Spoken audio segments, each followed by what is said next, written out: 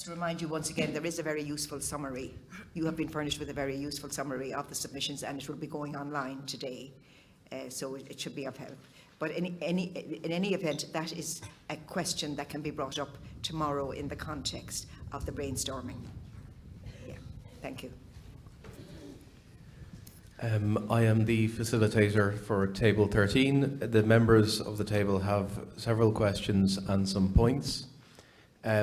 The questions are currently, can I just ask, do you think would it be better to deal with them sequentially, or rather than read them all out together, or should they all be read out together? I'll rely on your judgment for that. The questions are all related to each other, really. Yes, yes.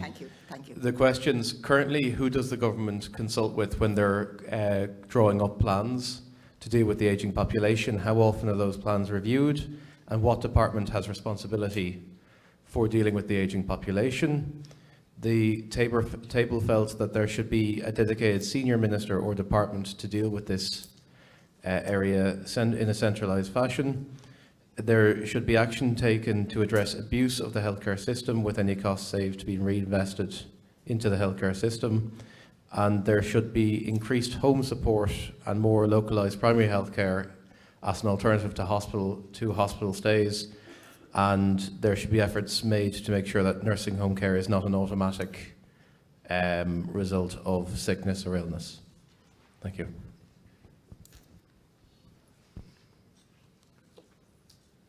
Dermot, would you like to say something on that? I mean, we're going a little bit beyond what the presentations were, which they related to the demographics and how things are at the moment. We will be moving on to those sort of topics later, but it might be no harm. I absolutely agree with the statement about home supports as adjuncts or alternatives to being in hospital where appropriate. And the specific statement with regard to the nursing homes, what was that? Increase home support rather than nursing homes. Yeah, rather than nursing homes, yeah. Yes. So, I mean, I completely would agree with that. And the correct place, if you can at all, to make a decision about your own longer term care vis-a-vis do you need to go into a nursing home at all, should be with the appropriate supports from home. And that sometimes can be very challenging for a lot of reasons, but I do agree with the point. Deirdre, do you want to say something about how the CSO's data is used by government? Yeah, certainly. I had a chat there with one of the tables, and I mean, our data is used extensively across the system. So we have questions on the census on level of health. How is your health in general? And while it might seem a bit subjective, it's a very strong and well-validated indicator of the actual health of the population. And so that question is there for the service providers, both the HSE and the Department of Health. And again, the data is available, and the results of the data are available by social class, by geography, by single year of age, and it would be used extensively by the healthcare system in Ireland.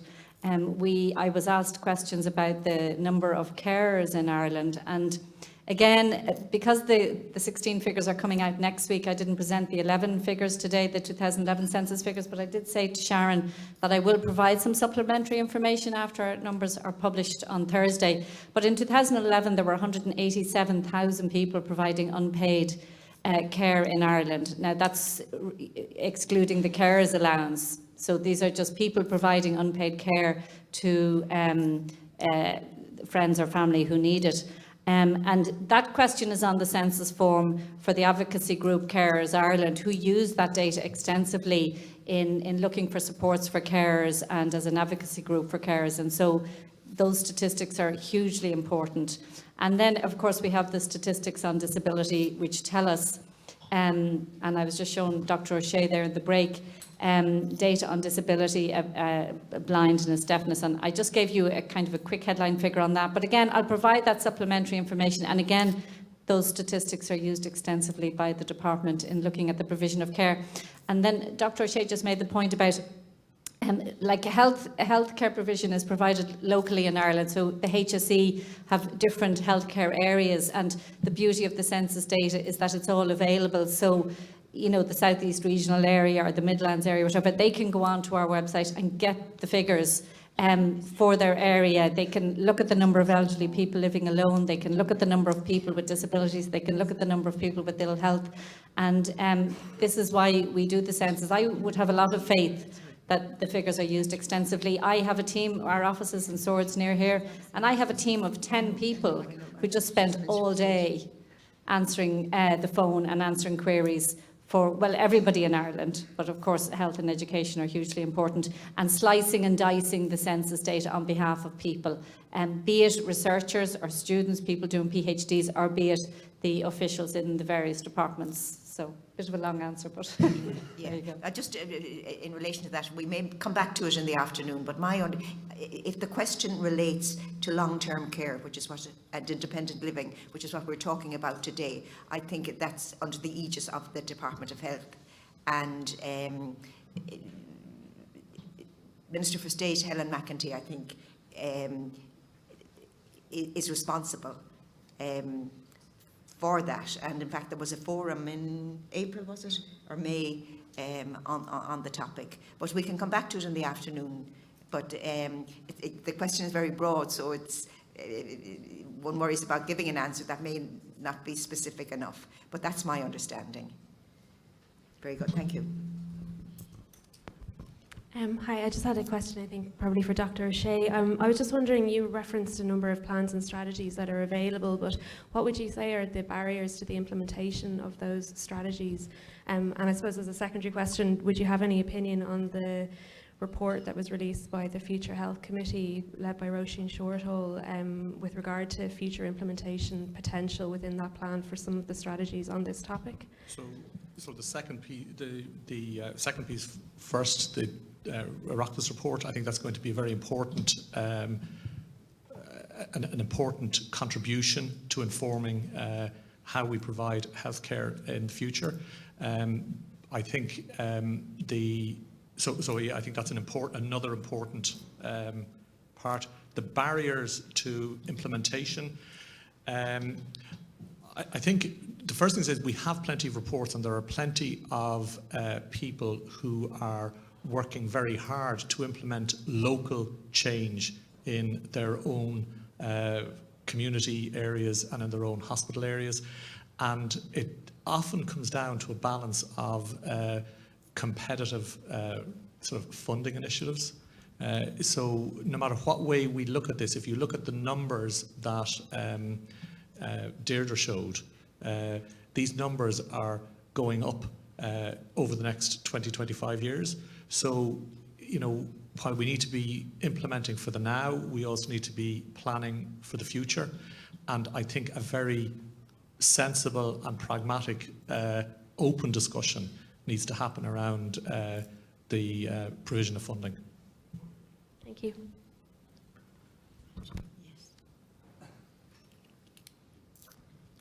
Thank you, Judge. I'm the facilitator for Table 10. We did have a question or the citizens at this table had a question for Dr. O'Shea, but he has pretty much answered it. It was around what the doctor would like to see coming out of the recommendations. However, just as a secondary question to that, one of the citizens here would like to know what added value would you like to see the citizens give at this weekend? Well, I think the first thing is to know that the citizens of this country are actively engaged and participating in this debate is fantastic. I think I said at the end of the presentation, if I had I was trying to think what's the one thing that you would like to see, and I was very struck, and I have been struck listening to the availability of the statistics we have. I think that if and I can't define the local group that should have the figures, but I think if you had a local governance group around the older person in each, and I'll use the word area, so that could be your county, your electoral division, your parish. I think everybody will want to know their own local figures. But I think if you had a governance group based around that, which is what the Integrated Care Programme that the HSE and the Royal College of Physicians of Ireland are involved in developing, I think each area knowing their own local data, sitting down and thinking about it, will drive a positive change, because it's not as if they have to go off and implement or develop a solution there are solutions there. There are, as I said, a number of reports out in terms of the delivery and provision of older persons care, looking at how it can be delivered and provided in the community, looking at in an integrated way, and looking at how you can provide things like comprehensive geriatric assessment, how you can provide education. I think education is going to be a key piece in this. Education right across, you know, from primary care, secondary school, university education, not just for healthcare professionals, but also for healthcare professionals. I was talking to somebody earlier this morning, and we were talking about the value of having both a workforce that's age attuned, or the word that sometimes uses gerontologically attuned, but that's age attuned and age friendly. So, you know, the National Dementia Strategy that has come out, you know, has some really good points in that, really good suggestions in that. But in many ways, you know, aging isn't about a single individual illness. It's, you know, if you make services accessible and age friendly, they will be accessible for lots of people, not just for one particular condition. And I think that's a challenge, but the benefit of picking one particular type of person with a condition to start with is you can prove the concept. So, you know, I see fantastic work going on around, in the role I'm in the HSE, I've travelled around the country looking at developments in the community and developments in hospitals, and I see fantastic work going on. What I do know is just because it works in Donegal doesn't mean it's the right thing to do in Kerry or in Dublin. It's local initiatives that are very important. So there's a broad church of things you should be looking to do, but certain things will work well in certain areas.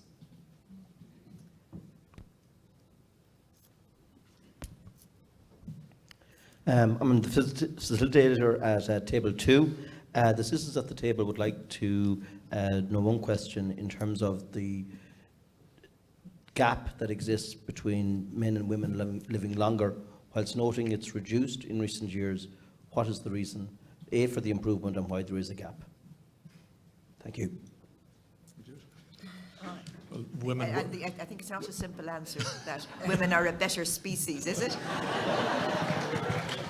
Well, I think, and I suppose we're catching up slowly, so there isn't really an answer to it.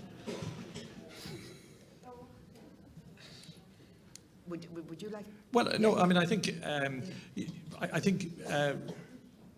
it's to do, I think, generally with I think it's to do generally with resilience, with I think women pay more attention to their healthcare needs than men pay. So I think there's a lot of factors that go into it. So there isn't a very specific answer to the question. Just as part of our work on the projections group, I think it is the awareness is identified. Women would be more aware of their health and would be quicker, I think, to seek assistance. And I think probably one of the main reasons the gap is narrowing is that heart disease is a much better understood illness now. It's much more treatable, it's much more preventable, and I think men were probably impacted by heart disease more. But the gap is definitely narrowing. But I'm not a medical professional. Judge, I have 2 questions. I'm the facilitator for table 5, and the table has 2 questions I'd like to ask of Dr. O'Shea. First one is, what protocols, procedures and supports are available for an elderly hospitalised patient to choose to move home in the case where recovery is less probable at home? And the second question, as there is such a difference between male and female life expectancy, what is the care approach? Are there gender-specific care requirements? So there aren't gender-specific care requirements. I mean, obviously there are specific healthcare needs in women and illnesses in women that are different than in men, but there aren't specific gender differences in care. The other question you asked was just the older person in hospital and supports to get somebody home where recovery is less probable at home. Correct. So I think personal choice is really important, and the role of a family and a team when a person decides they want to be at home and looked after at home, the role of the family and team there is to support that person's wish. So, you know, we're in a world today where having an anticipatory care plan or an advanced care plan, in other words, thinking ahead about what you might want if certain things happened, being able to express our own wish and have that wish supported is really important. And really, when a person says they want to go home, and I'm really thinking in terms of people who have an illness that is clearly life-limiting, the whole focus then has to be to support that person at home. Now, a lot of resource needs to go into that, and people need to understand that and be aware of it. But if it's the person's wish to be at home, the right place to support that decision is at home. And if it's not working and they're not supported as well and their care needs aren't being met properly at home, then the discussion needs to happen. So it's a long-winded answer, but the really important piece there is supporting the individual choice. Thank you, Doctor. Thank you, Judge. I'm the facilitator for Table 3, and the citizens at this table had 3 questions they'd like to ask. The first relates to ageing people who are more isolated in the likes of rural areas and who might be less receptive to receiving assistance. They would like to know what services are currently in place for those people and how are these people identified. The second question is there a recognisable shift in how we perceive age and frailty as compared to 30 years ago, with factors such as technology and education? And the last question took up a lot of time at our table, and the table would like to know if the lady in the video is okay. Well, yes, she was fine. She got up and walked away. The shift in how we perceive age and frailty. So there's a difference between disability and frailty. Deirdre gave us statistics. If I'm right, 1 in 4 people over the age of 65 have a disability, and 1 in 2 over 80 have a disability. Frailty really is only a concept and what I would describe as a real potential key lever for change that is beginning to gain a clear evidence base that will enable us, once we have methods in place that allow us. I think everybody intuitively can tell when somebody is frail. The issue is being able to document that. And so managing it, understanding it, and identifying it in an individual is important. So there is work going on currently with the Irish Longitudinal Study in Ageing Group and the National Clinic Programme for Older People, beginning to look at this concept of frailty education and using it as a key lever for change. And it sort of feeds into the question about ageing in rural areas, but not just in rural. You can be very isolated living in Dublin, so it's not actually just, it's a different isolation. So the challenge and this is where I was very struck by the ability in the CSO to get local statistics.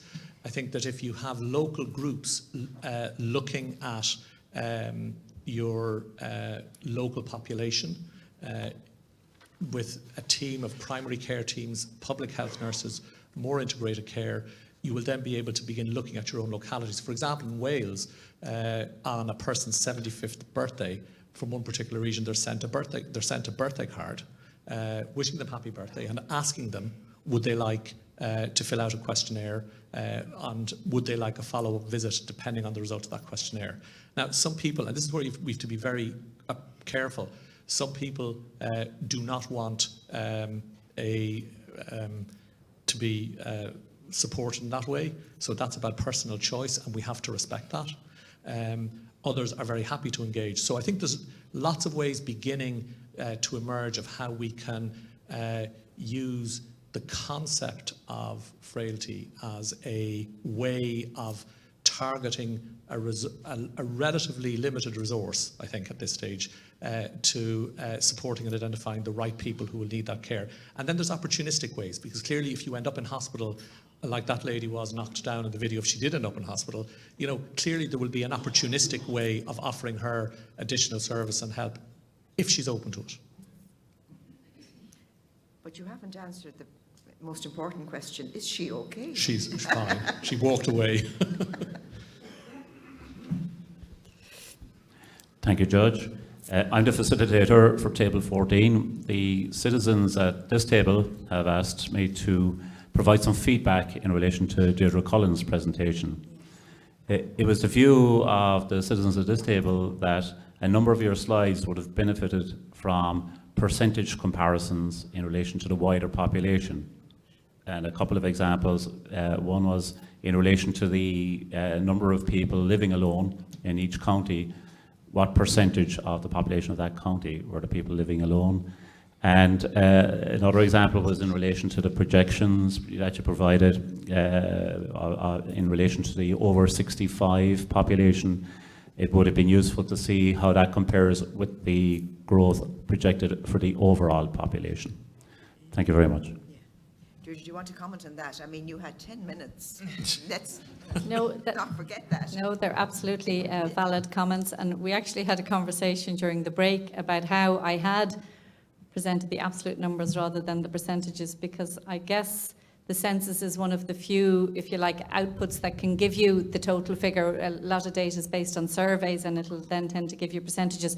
But as I said already, when the health, disability and caring statistics come out on Thursday, I will provide supplementary material for the group, and I can certainly provide that type of analysis as well. It's readily done. So it's really, how long is a piece of string? We could go on forever, but you've asked for it, so I'll certainly provide it. And if I could just make a comment on that, Deirdre, I think, and we were talking about this, I think that you can lose something in just knowing so I think, in fact, you need a combination of both, because you can lose something in the percentage number. So I showed you some long-term care figures where if we drop the number from 5% to 4%, we still need to have in excess of an additional 25,000 nursing home places to accommodate that over the next 30 years, unless huge amounts of additional resource is put in to providing that care for a person in their own home. And some people, with the best will in the world, it is difficult in certain situations for a person to be cared for in their own environment. But I think you lose something in the percentage if you're not looking at the whole number. So I think both are of value.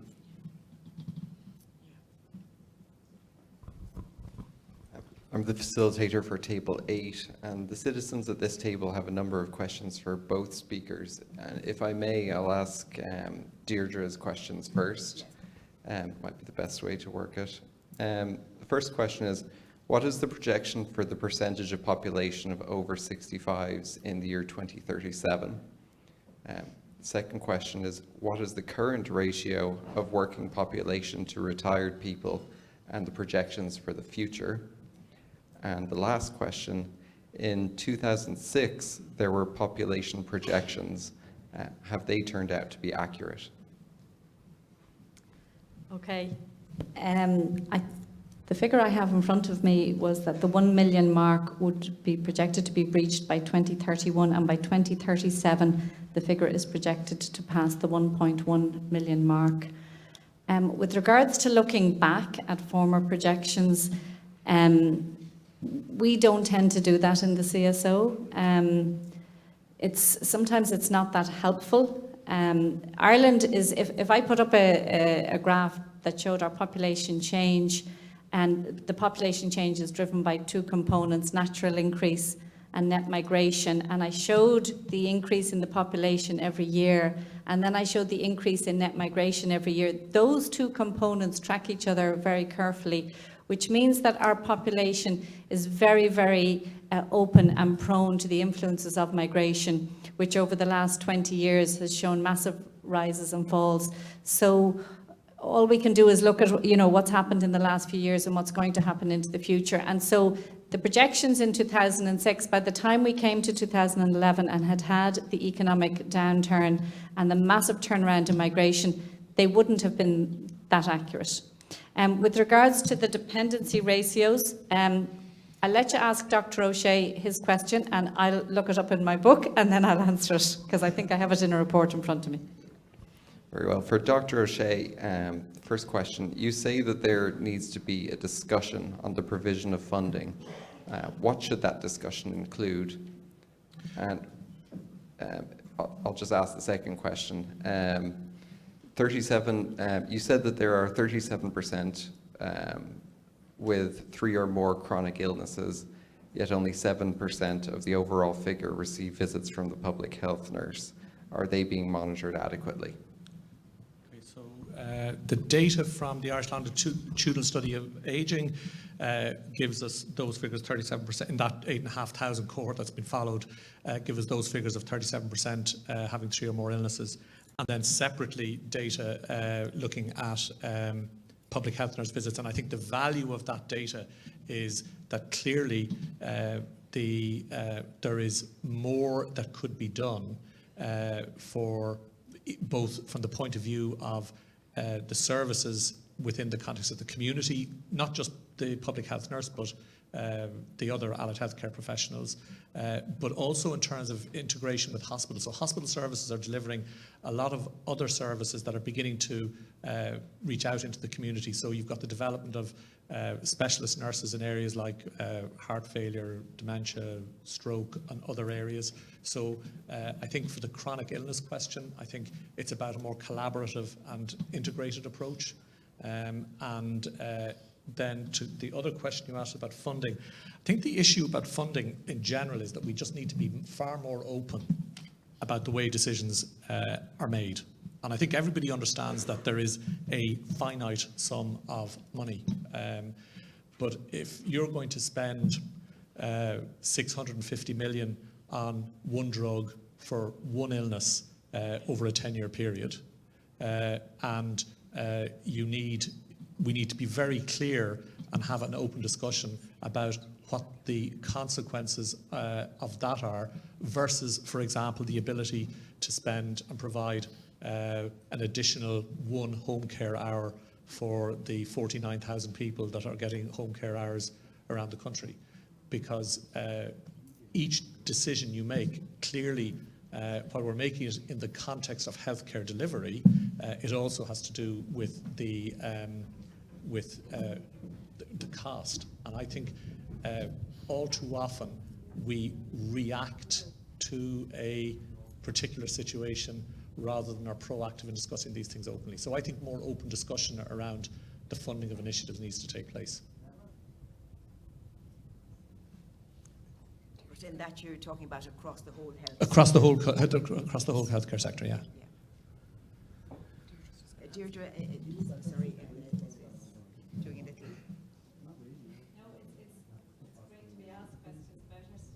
So this is our 2016 report, and it has a range of information here. I'm just scrolling down through it. It's readily accessible on our website. So this is the section on age dependency. So dependents are defined for statistical purposes as people outside the normal working age of 15 to 64. And even within that then it's problematic because there's students and there's kind of labour force participation rates. The total dependency ratio increased from 49.3 in 2011 to 52.7 in 2016, a rise of 3.4 points. The young dependency ratio increased by 0.4, while the old dependency ratio increased by 0.3 points. And then you can see dependency by county there, where the darker areas on the map indicate higher dependency ratios in the west of Ireland, you would see very low dependency ratios in, for example, Dublin, because there'd be such a large number of people of working age. So that's all on the CSO website, and that was our summary results, part 1, if anybody would like to get more information on that. Thank you. Thank you very much. Thank you. And actually, just to come back to the funding question, I think there's tomorrow morning, Eamon O'Shea will talk about funding. He may not address it totally, but he's a very interesting and thought-provoking way of looking at that, discussing the funding side of things. Hello, I'm the facilitator for Table 11, and the citizens at this table just have one question. Have other countries experienced or are experiencing the same trend of an ageing population? And have the demographics there been studied with the aim of adopting possible solutions? So we're actually a relatively young ageing country, so there's a lot to be learnt from what's happening in other countries, absolutely, and it is being looked at. To come back to the structure, and I've talked about the benefits that we will see, in terms of informing policy in this country. All data is local, and you need to know your own local data.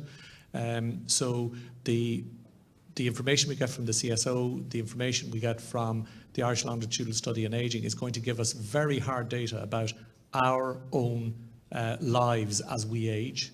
And pairing the two of those will make it very powerful. And because the Irish Longitudinal Study on Ageing was one of the later studies, it's a much more data-rich and will be a much more data-rich study in years ahead. But yes, we are learning from other countries, and every country is really learning how best to provide the services in a challenging way. But I think the way I look at it is we have a great opportunity in this country to lead the way in making the way we provide support and care for the older person, making society age-friendly and age-attuned. And if we get it right here, we should be getting other countries to look at how we're doing it. So I think this is one of the instances where we can lead rather than follow.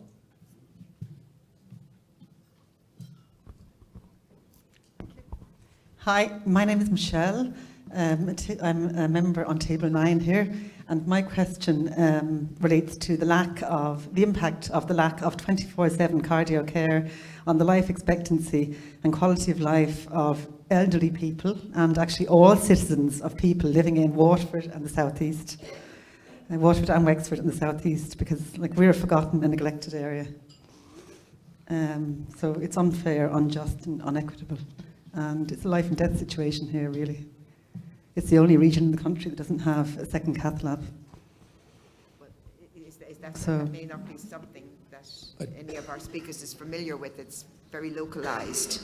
I'm aware of the issue around the cath lab, but it's not. I don't think it pertains specifically to here. I think what I would say, just as a general comment on it, that one of the challenges that there is for everybody in healthcare, and I suppose if you take something like somebody who falls and has a hip injury, you want to be brought to a centre that can do the surgery on your hip quickly. You don't want to be brought to a hospital that can't provide that surgery. So,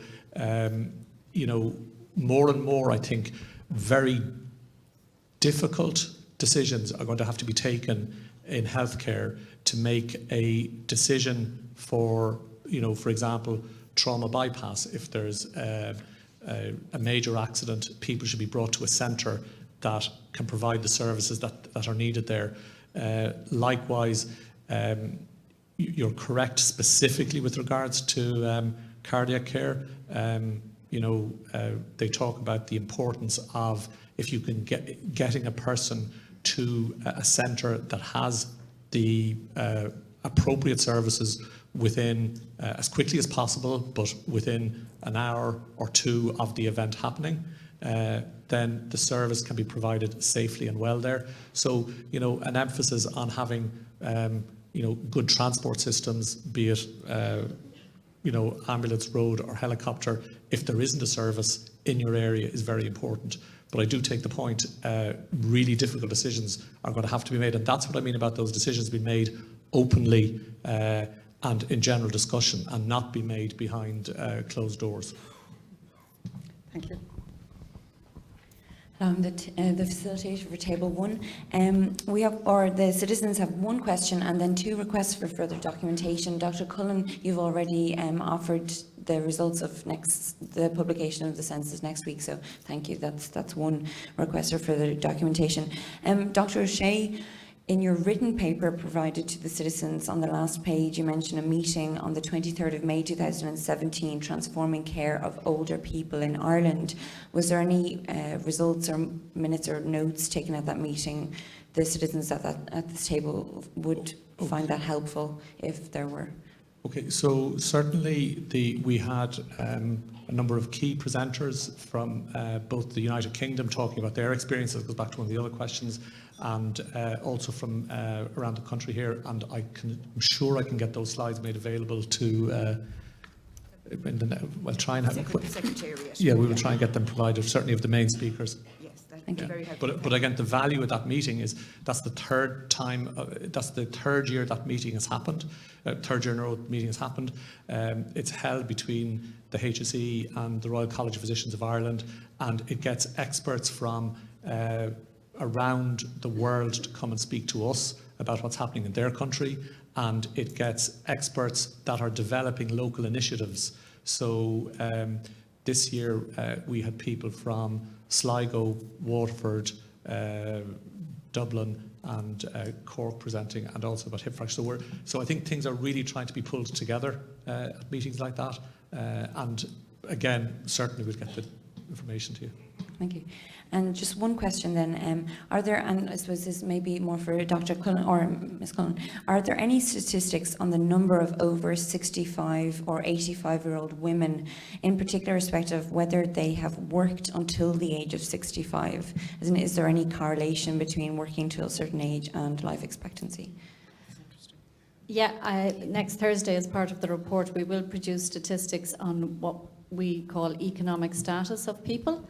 And within that, we will show the economic status of men and women, and by age group. And within that, then you will see the economic status of women, and a large percentage of whom will be homemakers, but an increasing number of which are retired. And so I guess when a woman is 67 or 68 in the home, how does she identify herself? Does she say, well, I'm retired or I'm a homemaker? And we've seen coming through Informer statistics increasing numbers of retired women. I haven't done work myself then to look at the life expectancy of retired women vis-a-vis women who are homemakers. I imagine it's an interesting question. I'll certainly I'll provide those statistics next Thursday as well, and we're sure we can take it from there then if there's more data required.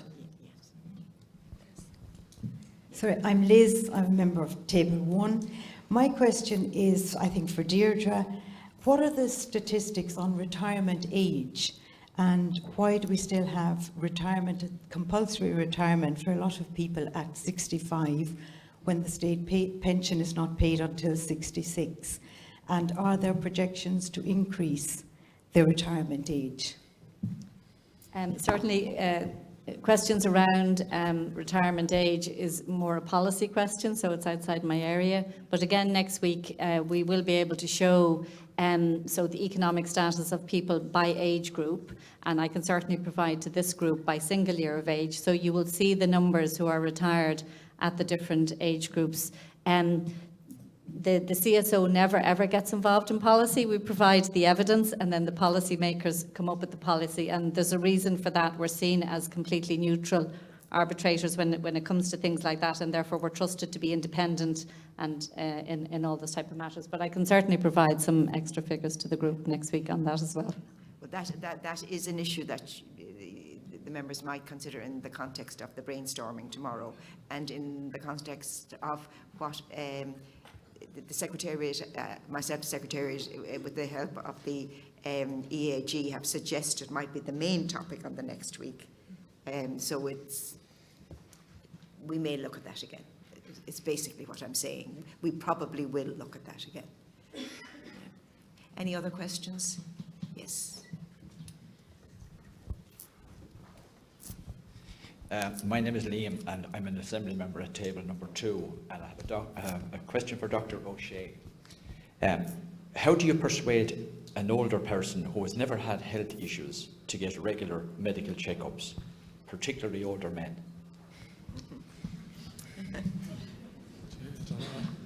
Good question. Do you have a suggestion?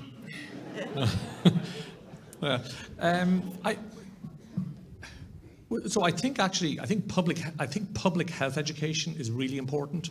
So I think the work of Healthy Ireland, the work of public health doctors and nurses in promoting, and this is where there's a combination of, your personal responsibility to, take sensible regular exercise, eat healthily and well, not smoke, and, I suppose drink in moderation or not drink. Those things, don't smoke, those things make a huge difference. So I think we have a public health message to get out there. And then there's a personal responsibility. I think you can't force anyone to do something they don't want to do, so it's about personal choice. I think having access to go to your GP with the GP, with the medical card or the GP visit card is very important. There's no doubt that encourages health behaviour, good health behaviour. So I think it's back to public health education and awareness campaigns. Any other questions? Oh, yes, just one here. Sean McCarthy, citizens at table 14. And a question for Dr. O'Shea. The World Health Organization would suggest that by 2025, one of the key and major illnesses that would be affecting all of us is mental health and primarily depression. I just wonder, is there enough consideration being given to the whole issue of psychiatry of old age, considering how our own population is growing, the elderly population is growing, so is that being given enough consideration in relation to the work that's currently ongoing in relation to looking at the whole area of provision of services for elderly? So I think it's a really good question. I think mental health is much bigger, as you pointed out, than dementia. There is a new national dementia strategy that has been published, and there's a new clinical lead for implementation of the national dementia strategy appointed, and there's also, in the context of psychiatry of old age, a mental health care document that has been prepared. So there is a lot of work. So it goes back a little bit to to Justice Lafoy's comments at the beginning. There's plenty of reports around. We're not short on those. So there's definitely good plans there for implementation around mental health. You could always be doing more, but that's certainly on the agenda. Yes. Very good. Oh, wait, this will be the last one, I think. Yeah. Thank you, Judge.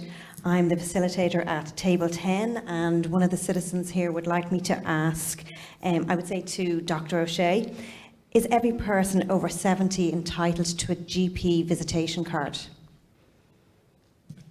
I think they are, There's are no they? means testing. There's no means testing for the GP visit card. Am I right? Sharon, you might clarify. Can you? I'm just looking at our experts. I see some shaking of heads. Yeah. Oh, maybe just, yeah. So everybody over 70 please give them. Everybody over 70 entitled to a GP medical card, GP medical card, regardless of means. Yes, yes. Thank you. It's not means tested. In fact, I had share a personal experience with you. I went to my GP to get my, in connection with my driving licence, and he insisted on giving me the form to apply. I haven't gone ahead with it.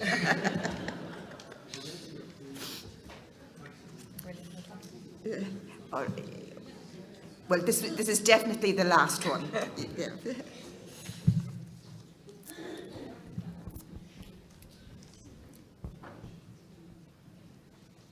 Sorry, a facilitator for table 1. This is just a follow-on aspect of the previous question. Just in particular in relation to stress management and how to make older people aware of that. Yes. Yeah, so again, I'm back to the critical importance of a public, so that's as much a public health education message and as it is a mental health issue. So I think there's a lot of work to be done in that area, but I think a public health education programme, and it shouldn't be, I think, I feel very passionate about this not starting at a specific age. This is something we should be delivering in primary schools, secondary schools, undergraduate education, postgraduate education, right through the ageing process. Well, I have to say the questions were very, very interesting, weren't they?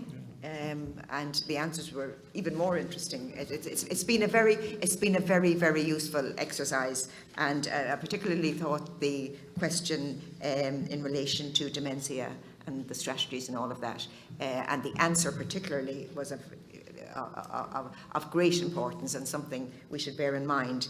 I want to thank the speakers for the presentations and for the answers to the questions. We've had a very, very useful morning, and I also am particularly grateful to both of them for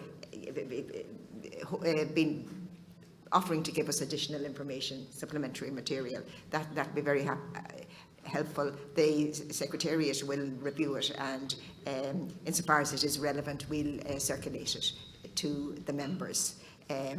But it's been a most useful morning. Once again, at the risk of repeating too often the same thing, thank you very, very much. And